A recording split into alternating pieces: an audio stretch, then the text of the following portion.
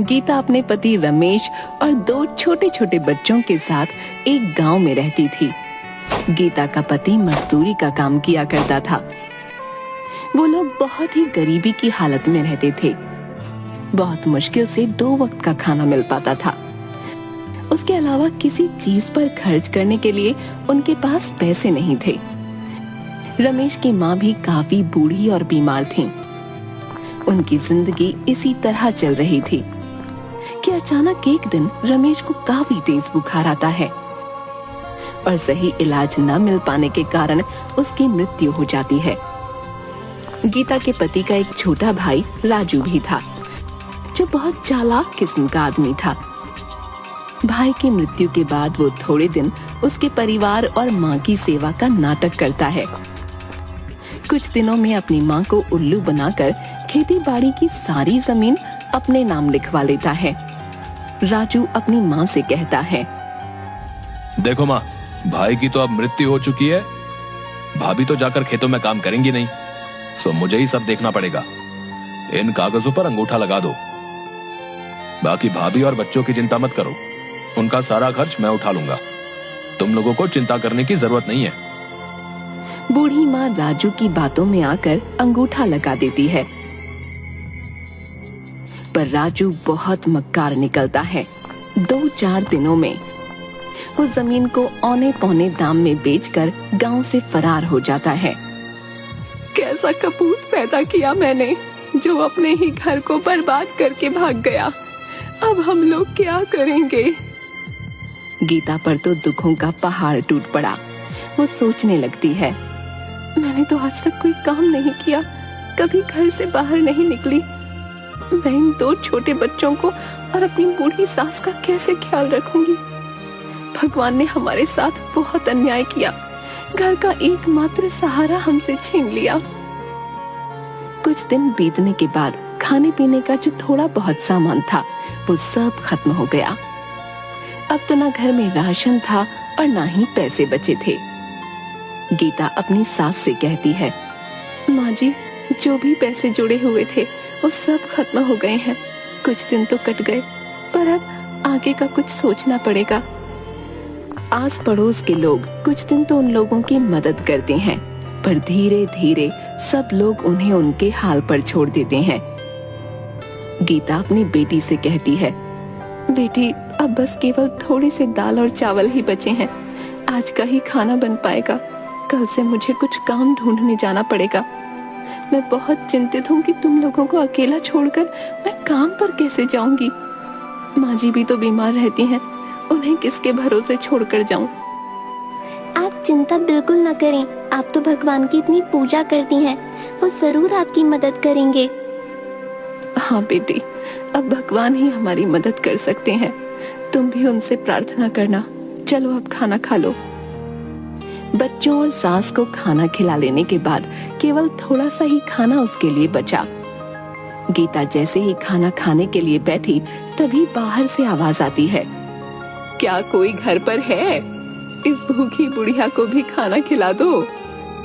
बूढ़ी अम्मा की आवाज सुनकर गीता तुरंत बाहर आती है और उन्हें बैठने के लिए कहती है।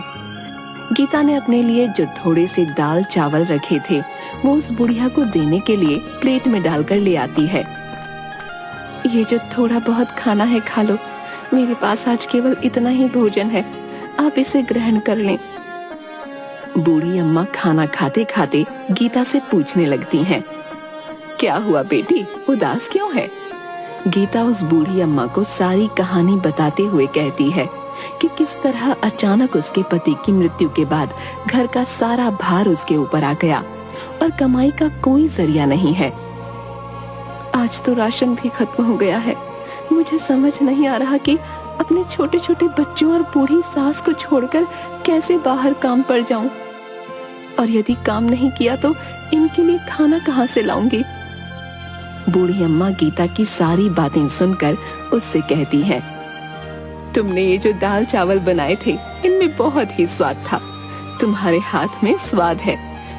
घर के बाहर ही तुम दाल चावल का ठेला क्यों नहीं लगा लेती, जिससे तुम्हें घर छोड़कर कहीं जाना भी नहीं पड़ेगा और तुम्हारी कमाई का जरिया भी बन जाएगा। मैं तुम्हें एक नमक का पैकेट देती हूँ। ये एक जादुई नमक है। तुम अपने खाने में इसी पैकेट से नमक डालना, फिर देखना उस खाने का स्वाद। तुम्हारा सारा खाना हाथों हाथ बिक जाएगा और तुम्हें कभी पैसे की कोई परेशानी नहीं होगी। ये कहते हुए बूढ़ी अम्मा गीता को एक नमक का पैकेट देती हैं। आपका बहुत बहुत शुक्रिया अम्मा, आपने तो मेरी समस्या हल कर दी। अब मैं घर पर रहकर ही सब काम कर लिया करूंगी और मुझे अपने बच्चों को छोड़कर कहीं दूर भी नहीं जाना पड़ेगा। तुम बहुत ही अच्छे दिल की औरत हो। तुम्हारे मन में लोगों के लिए दया भाव है और तुम लोगों की मदद करना चाहती हो। इसीलिए मैं तुम्हें ये जादुई नमक दे रही हूँ। ये तुम्हारी बहुत मदद करेगा। हाँ, ये याद रखना, ये पैकेट कभी भी खाली नहीं होगा। बस तुम इसे एक जगह संभाल कर रख देना और हमेशा खाने में नमक इसी में से डालना। भगवान तुम्हारा भला करेंगे। ये कहते हुए वो बूढ़ी अम्मा वहाँ से चली जाती हैं। गीता अगले ही दिन भगवान का नाम लेकर खाना बनाने का काम शुरू करती है। पहले दिन वो दाल चावल ही बनाती है और उसमें वही जादुई नमक डालती है। वो अपने आसपास के सभी घरों में कहलवा देती है कि आज से वो दाल चावल बनाकर बेचने का काम शुरू कर रही है। जिसे भी दाल चावल लेने हो वो उससे खरीद सकता है। पहले ही दिन कुछ लोग गीता से दाल चावल खरीद कर खाते हैं तो उसके दाल चावल के स्वाद से वो लोग बहुत खुश होते हैं। गीता बहन, वाह क्या बात है। ये दाल चावल तो बहुत ही स्वादिष्ट है? हम भी रोज घर में दाल चावल बनाते हैं, परंतु ऐसा स्वाद तो कभी भी नहीं आया भाई। हाँ भाई, ऐसे दाल चावल ना गुड्डू की माँ जो है 100 साल लगा कर भी नहीं बना पाएगी, बता रहा हूँ। स्वाद आ गया भाई सच में। हाँ, गीता के बनाए दाल चावल धीरे धीरे पूरे गांव में मशहूर हो जाते हैं। पूरे गांव भर में उसके दाल चावल की तारीफ होने लगती है। उस जादुई नमक के स्वाद ने अपना जादू चला दिया और गीता के बनाए दाल चावल गांव भर में मशहूर हो गए। अब गीता जितना भी खाना बनाती वो हाथों हाथ बिक जाता। गीता की अच्छी खासी कमाई होने लगी और उसके पास पैसे भी जुड़ने लगे। गीता अपनी सास से कहती है, माँ जी, हमारे बनाए दाल चावल पूरे गांव भर में सबको पसंद आ रहे हैं और रोजाना ग्राहक बढ़ते ही जा रहे हैं। अब हमारे घर में पैसे की कोई कमी नहीं है।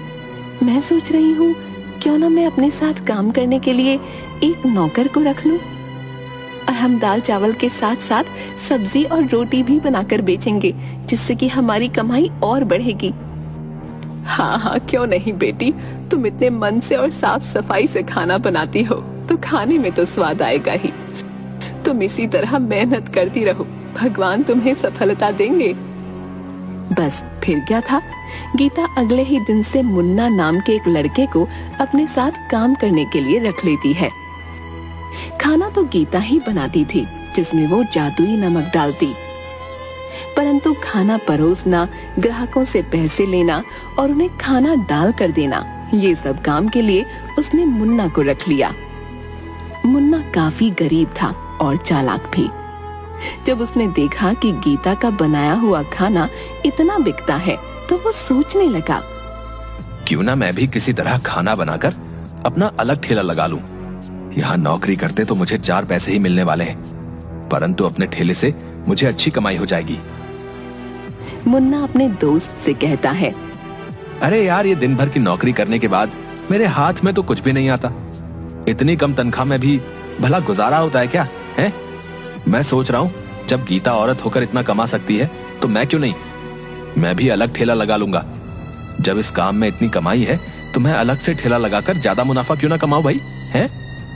कब तक उस गीता का नौकर बना रहूंगा? पर भाई, ठेला चलाने के लिए तुम्हें गीता जैसा स्वादिष्ट खाना भी तो बनाना होगा कि नहीं है? अभी तुम कुछ दिन उसे देख देख कर उसके जैसा खाना बनाना सीख लो, तभी नौकरी छोड़ना। हाँ, ये तो तू बिल्कुल ठीक कह रहा है।